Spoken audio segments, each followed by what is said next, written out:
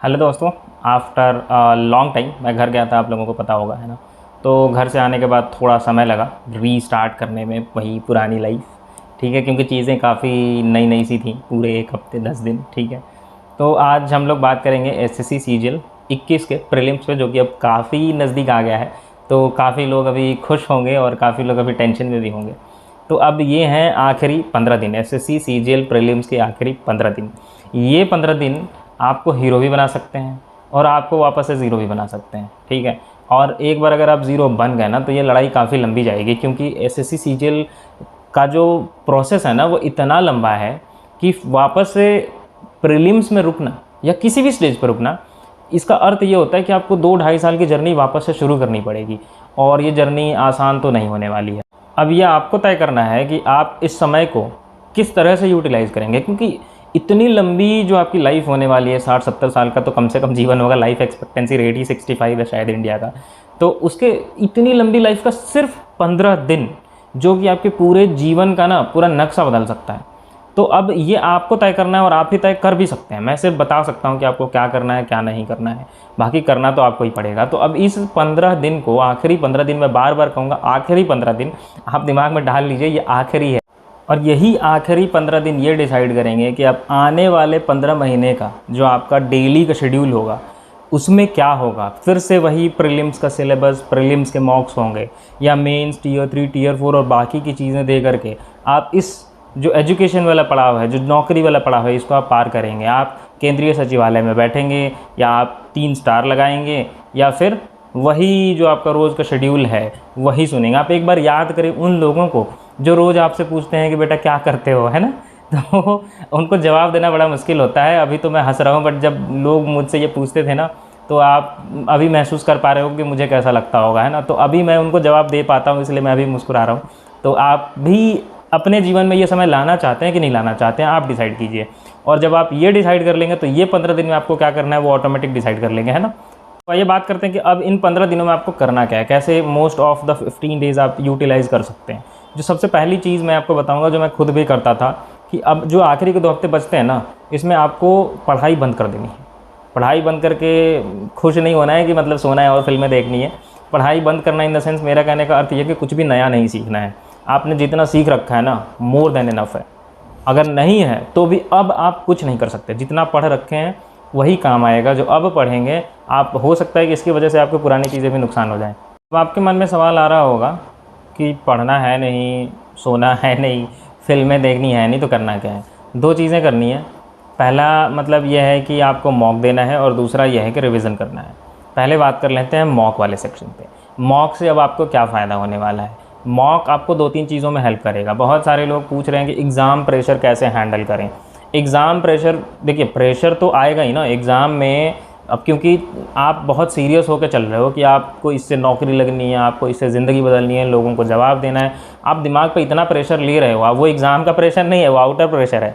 तो सबसे पहले तो मैं ये बोलूँगा कि मॉक जब आप देते हो ना, तो कोशिश करो कि जो चीज़ें आपके दिमाग में एक मॉक देते समय चलती हैं, उसको जेन्युइनली फ़ील करो। जब आप घर पे दोगे मॉक, आपको मैं कहूँगा अभी 15 दिन में कम से कम 30 मॉक दो। 1 घंटे का मॉक होता है, आपको रोज़ 2 मॉक्स देने हैं और दोनों की सही से एनालिसिस करनी है। हार्डली 5 घंटे लगेंगे इसमें, ठीक है। इससे क्या होगा कि घर पे ही आप दिन में 2 बार सेम प्रेशर हैंडल करना सीखोगे। तो 30 मॉक्स देने के बाद ना आपको इस चीज़ की आदत लग जाएगी। फिर एग्ज़ाम में क्या होगा कि वो हैबिचुअल प्रोसेस हो जाएगा, तो वो प्रेशर जो है ना वो आपको फील नहीं होगा, ठीक है। दूसरी चीज़ है कि जब आप घर पे रोज़ मॉक्स दोगे ना, तो आपको एक स्पीड बन जाएगा हर क्वेश्चन को सॉल्व करने का। आप कम से कम, मैं बोलूँगा कि जब आप मॉक देते हो 60 मिनट्स का टाइम होता है, 50 मिनट्स का टाइमर लगा के दो। 50 हार्डली 55। इससे क्या होगा कि यहाँ पे आप कम समय में करोगे तो वहाँ पे वही 1 घंटे मिलेगा, तो आपको ज़्यादा लगेगा। नहीं तो घर पे क्या होगा कि 1 घंटे का टाइमर लगाओगे ना, तो घर पे फिर भी रिलैक्स फील होता है, क्योंकि वो आपका है तो घर ही, ठीक है। आपको उतना प्रेशर फील नहीं होता। फिर एग्जाम में क्या होगा कि वही 60 मिनट्स आपको लगेगा इतनी जल्दी निकल गए। इसीलिए घर पे कम समय में दो, तो एग्जाम में वही समय ज़्यादा लगेगा, ठीक है। तीसरी चीज़ ये है कि कैलकुलेशन प्रैक्टिस होता है मॉक से। तो ये जो स्पीड का जो आपका प्रॉब्लम है, कैलकुलेशन का जो प्रॉब्लम है, आप डेली 2 मॉक्स दोगे ना, तो एग्ज़ाम आते आते आपका काफ़ी इंप्रूव हो जाएगा, ठीक है। अब बात करते हैं रिवीजन। रिवीजन जो होता है ना किसी भी एग्ज़ाम के लिए, चाहे वो मतलब बैंक का हो, रेलवे का हो, एसएससी का हो, चाहे आपका एकेडमिक ही क्यों ना हो, ठीक है। चाहे मतलब होता है ना कि आप प्री दे रहे हो, मेंस दे रहे हो, टीयर 3 दे रहे हो, कुछ भी, रिवीजन जो होता है वो सबसे ज़्यादा इम्पॉर्टेंट हिस्सा होता है किसी भी चीज़ से, चाहे वो मॉक हो, चाहे वो बेसिक्स हो, चाहे जो भी चीज़ हो। अगर आपने पढ़ रखा है और आपने रिवाइज़ नहीं किया, आप लूज़ कर रहे हो उसको, आपको उसका कोई फ़ायदा नहीं होने वाला। आप उसमें से 70% चीज़ें धीरे धीरे उड़ जाएंगी, फिर आपको अगर भैया पढ़ रहा हूँ तो मार्क्स क्यों नहीं आ रहे। ठीक है, तो रिवीजन, मैं रिवीजन पे बात करूँगा। मैं ये कहूँगा रिवीजन को 2 हिस्सों में करना है। पहला ये है कि एक प्रैक्टिस सेशन होता है, दूसरा ये है कि आपका नोट्स वाला पोर्शन होता है। नोट्स वो चीज़ें होती हैं जैसे आपने मैथ्स में बेसिक्स की, एडवांस पोर्शन के जो कुछ थियोरम्स होते हैं, कुछ स्टैंडर्ड क्वेश्चंस होते हैं, कुछ ऐसी चीज़ें होंगी जो आपके पुराने मॉक्स जो आपने दे रखे हैं उसमें गलतियां हुई होंगी। मैंने बताया था doubt copy, error copy, question bank, ये सब बनाने के लिए, रूल बुक बनाने के लिए जो जिसमें आपने कुछ फार्मूलाज लिख रखे होंगे, कुछ बेसिक कंसेप्ट लिख रखे होंगे। तो ये नोट्स वाला पोर्शन, जितना भी नोट्स आपने बनाया हो, इंग्लिश का ग्रामर पोर्शन के रूल्स लिख रखे होंगे, है ना, वोकैबुलरी की कुछ चीज़ें जो आपके पुराने मॉक्स में गलतियाँ हुई होंगी, नहीं याद हो रहा होगा, आपको नोट कर रखा होगा, नई चीज़ें नोट कर रखी होंगी। ये जितनी भी चीज़ें आपने नोट कर रखी है ना, ये देखो, ये मैं आपके लिए घर से लाया हूँ। ठीक है, मैंने आपको ऑप्शन में दिया था, ये मैं बाद में दिखाऊंगा। ये जितनी चीज़ें हैं ना, ये एसएससी के नोट्स है सारे मेरे, मैं लाया हूँ, आप लोगों को प्रोवाइड करूँगा अभी आगे चल के। ठीक है, तो जितना भी नोट्स आपने बना रखा होगा ना, उसको रिवाइज़ करो, मतलब डेली बेस पे रिवाइज़ करो। जैसे देखो, मैंने कुछ चीज़ें नोट कर रखी है, मैं बता देता हूँ जो मैं करता था उन दिनों। ठीक है, अब जैसे देखो, आप कैलकुलेशन वाले पोर्शन में जो भी कैलकुलेशन की भी एक कॉपी मैंने बनाई थी, होपफुली आपने भी बनाई होगी। ठीक है, तो कैलकुलेशन वाला पोर्शन में जो आपका स्क्वायर होता है, टेबल होता है, क्यूब होता है, इनवर्स होता है, परसेंटेज की कुछ चीज़ें होती हैं, होता है ना, प्लेस वैल्यूज़ होती हैं, अल्फ़ाबेट्स की जो आपके रीजनिंग में काम आती है, ये चीज़ें नोट कर रखी होंगी, इसको रिवाइज़ करना है। होता है ना, फॉर्मूलाज, थ्योरम्स वगैरह रिवाइज़ करने हैं। प्रीवियस ईयर क्वेश्चंस 18, 90, 20 सीजीएल 18, 90, 20 के जो प्रीवियस ईयर क्वेश्चंस हैं, अगर आपने अभी तक दे रखा होगा तो अच्छा है। जितनी चीज़ें हाईलाइट कर रखी होगी, नोट कर रखी होंगी, उनको रिवाइज़ करना है।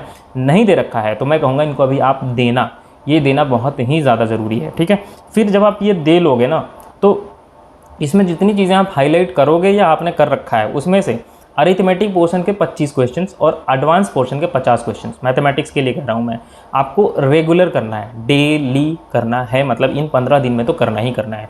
25 अरिथमेटिक के, 50 एडवांस के, ये आपको बहुत ज़्यादा हेल्प करेगा रिवीजन पर्पज से। ठीक है, बाकी ऑप्शन एलिमिनेशन मेथड सीख लेना। ठीक है, मैं आगे बताऊंगा ये कहाँ काम आएगा। बाकी वोकैबुलरी के लिए आप कम से कम 200 सवाल तो रोज़ ही रिवाइज़ करो। वोकैबुलरी के 200 सवाल रोज़ रिवाइज़ करने हैं। ग्रामर के कुछ रूल्स और उनसे रिलेटेड सवाल रोज़ रिवाइज़ करने हैं, आधे 1 घंटे बैठ के। ठीक है, कुछ चीज़ें जैसे अब अगर आप आओगे स्टैटिक जीके कुछ 25-30 टॉपिक्स ऐसे होते हैं जो हमेशा उससे सवाल आते हैं, तो उनको आप लूसेंट से या आपके पास अगर कोई नोट्स है तो उससे आप बैठ के डेली आधे घंटे स्टैटिक जीके के 25-30 पोर्शन जिससे हमेशा सवाल आते हैं उसको रिवाइज़ करो। ठीक है, और कुछ चीज़ें अगर करंट अफेयर की बात करूँ तो करंट अफेयर के कुछ 10 टॉपिक्स मैंने नोट करे हैं। उन 10 टॉपिक्स को तो आप जाने से पहले कर ही लेना। ठीक है, जैसे मिलिट्री एक्सरसाइजेज हो गए, रैंक एंड ऑर्डर हो गया, बुक्स एंड ऑथर हो गया, ब्रांड एम्बेसडर हो गए, डे एंड थीम हो गया, स्पोर्ट्स हो गए, अवार्ड्स एंड ऑनर्स हो गए, अपॉइंटमेंट्स हो गए, national news schemes, important announcements हो गए, इंपॉर्टेंट अपॉइंटमेंट्स हो गए, ये सारी चीज़ें इसमें से सवाल आता ही आता है, इनको आप कर लेना। ठीक है, ये मैंने बता दिया कि आपको प्रैक्टिस में करना क्या है। ठीक है, ये प्रैक्टिस रिवीजन वाला पोर्शन हो गया। रिवीजन वाले पोर्शन में एक ये प्रैक्टिस सेशन है, आपको ये करना है, और दूसरा जो नोट्स वाला पोर्शन है उनको तो रिवाइज़ करना ही करना है। ठीक है, चलिए, तो क्या करना है क्या नहीं करना है ये चीज़ें तो हमने डिस्कस कर ली। अब बात आता है, बहुत सारे लोग पूछते हैं कि भैया मॉक जो अटेम्प्ट करना है वो किस ऑर्डर में अटेम्प्ट करना है, पहले कौन सा सब्जेक्ट बाद में कौन सा सब्जेक्ट। तो एक सिंपल सा कंसेप्ट है, मैं किस ऑर्डर में करता हूँ ये ज़रूरी नहीं है, आप किस ऑर्डर में करते हैं ये भी ज़रूरी नहीं है, कोई और टॉपर किस ऑर्डर में करता है वो भी ज़रूरी नहीं है। कंसेप्ट बस इतना है, कोई भी जो ऑर्डर डिसाइड करता है ना उसका सिर्फ एक ही बेस होता है, और आपका भी यही बेस होना चाहिए कि आपको सबसे ईजी जो लगता है, सबसे कम समय में जो सब्जेक्ट का जो 25 सवाल आप कर सकते हो उसको सबसे पहले करना है। एक्सेप्शन जीके है, क्योंकि जीके के 25 सवाल सारे कर लेंगे लेकिन उससे डीमोरलाइज हो जाते हैं लोग, क्योंकि होता है ना तुक्का मारना पड़ता है, उसमें ज़रूरी नहीं है कि आप 25 के 25 सवाल एक्यूरेट कर पाओगे। तो नए सवाल मिलेंगे तो आपका शुरू में ही कॉन्फिडेंस डाउन हो जाएगा। तो मैं जो करता हूँ वो है कि सबसे पहले मैं इंग्लिश करता हूँ, 8 से 10 मिनट में हो जाता है। उसके बाद मैं जीके करता हूँ, क्योंकि इंग्लिश में आप होता है ना कॉन्फिडेंस थोड़ा बूस्ट हो जाता है। 25 में से 22-23 सवाल तो कोई भी ईजिली कर लेगा अगर आप पढ़ के गए हैं तो। ठीक है, उसके बाद आप जीके कर लें, 5 मिनट में हो जाएगा, हार्डली 5 मिनट, 4 से 5 मिनट में हो जाता है, क्योंकि वो बस एक होता है ना गो थ्रू करना होता है। उसके बाद रीजनिंग करें 12 से 15 मिनट में। उसके बाद आपके पास 30 से 35 मिनट बचेगा, लास्ट में मैथमेटिक्स करें। ठीक है, लास्ट में आपको मैथ्स करना है। अब आप एक चीज़ ध्यान रखें कि अब ये जो ऑर्डर है आप ऐसा ना करें कि एकदम शुरू से शुरू किया ऑर्डर वाइज और 25 करके 100 क्वेश्चन ख़त्म, टाइम ख़त्म, अब घर आ गए। फिर ऐसा होता है कभी कभी कि आप मैथ के कुछ सवाल देख भी नहीं पाए, है ना। तो आपको ये नहीं करना है। मैं जो करता हूँ मैं वो बता दे रहा हूँ। एक और चीज़ दूसरा तरीका है मैथ को, मतलब कोई भी मॉक्स को अटैम्प्ट करने के, कि क्वेश्चंस जो होते हैं ना मॉक में, वो 60, 25 और 15 के रेशियो में होते हैं। मतलब पूरे 100 क्वेश्चन है, 60 क्वेश्चन काफ़ी ईजी होते हैं, 25 क्वेश्चन मॉडरेट होते हैं, 15 क्वेश्चन टफ होते हैं। जब आप जिस भी ऑर्डर में मॉक को अटैम्प्ट कर रहे हो, जो ऑर्डर मैंने बताया आप उस ऑर्डर में भी कर सकते हैं। आप ये ध्यान रखें कि जो मॉडरेट लेवल का जो क्वेश्चन है, जो टफ लेवल का जो क्वेश्चन है, वो 1 गो में नहीं करना है। 3 बार कम से कम पेपर को गो थ्रू करना है आपको, ये घर से प्रैक्टिस करके जाना है। वो जो 60 सवाल ईजी वाले हैं ना, खोज के करना है, सवालों को स्किप करना सीखें। जैसे ही सवाल आपके सामने आए तो मॉडरेट है या टफ है, आप उसको पहचान के छोड़ दें। ईजी है तो करें, ठीक है। ऐसे करते करते 60 क्वेश्चंस 1 गो में कर लेने हैं, आधे घंटे में हो जाएगा, ठीक है। उसके बाद आपको जो 20 मिनट बचेगा, जो 15 से 20 मिनट होगा, उसमें आपको वो 25 क्वेश्चन खोज के करने हैं 15 मिनट में, ठीक है। उसके बाद और जो 15 मिनट बचेगा उसमें वो 15 क्वेश्चन जो टफ वाले हैं उनको करने हैं। तो ये तीनों क्वेश्चन जो छांटने का क्राइटेरिया है वो यही है कि जो क्वेश्चन इजी होगा ना, वो आपको देखते ही लगेगा अरे ये तो ऐसे बनेगा। जो क्वेश्चन मॉडरेट होगा वो आपको लगेगा कि हाँ इसमें ये थ्योरम लगेगा, लेकिन आपको लगाने में थोड़ी डिफिकल्टी होगी, ठीक है। तो उसमें बहुत ज़्यादा समय लेके बैठ नहीं जाना है कि 2 सवाल इजी बन गए, तीसरे पे लेके बैठे हैं 5 मिनट से, 20 को तो कर कहीं उठेंगे, तो इससे नुकसान किसी का नहीं होगा, सिर्फ आपका होगा, ठीक है।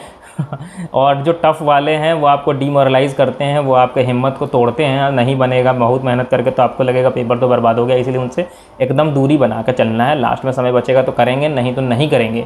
85 क्वेश्चन भी अगर आप 100% एक्यूरेसी के साथ कर देते हैं तो 170 इज़ अ गुड स्कोर, है ना। वैसे कुछ चीज़ें और हैं जो मुझे बतानी थी, बट वीडियो ज़्यादा लंबा ना हो जाए इसलिए मैं अवॉइड कर रहा हूँ। उसको मैं अलग से एक 5-7 मिनट की वीडियो बना दूंगा, मैं उसको अभी 2-3 दिन में डालने की कोशिश करूँगा। आप उसे ज़रूर देखना कि मतलब क्या चीज़ें हैं जो आपको अभी इन चीज़ों, जो चीज़ें मैंने अभी बताई इसमें और ज़्यादा हेल्प कर सकते हैं, कैसे आप नेगेटिविटी से दूर रह सकते हैं, किन चीज़ों को अवॉइड करना है ना। तो आज के लिए इतना ही। अगर वीडियो पसंद आए तो लाइक, शेयर एंड सब्सक्राइब जरूर करें। और अगर आप नए हैं हमारे चैनल पे तो चैनल को सब्सक्राइब करें ताकि हमें भी थोड़ा मोटिवेशन मिले। और अगर आप इंस्टाग्राम यूज़ करते हैं तो इंस्टाग्राम पे मुझे फॉलो करें, मैं कमेंट सेक्शन में लिंक दे दूँगा। आप वहाँ पे मुझसे कुछ भी, जो भी आपके डाउट्स होंगे, इश्यूज़ होंगे, आप पूछ सकते हैं। मैं उस पर रिलेटेड वीडियोज़ बनाता रहता हूँ या आपको वहीं पर आंसर कर दूँगा। थैंक यू सो मच, मिलते हैं फिर।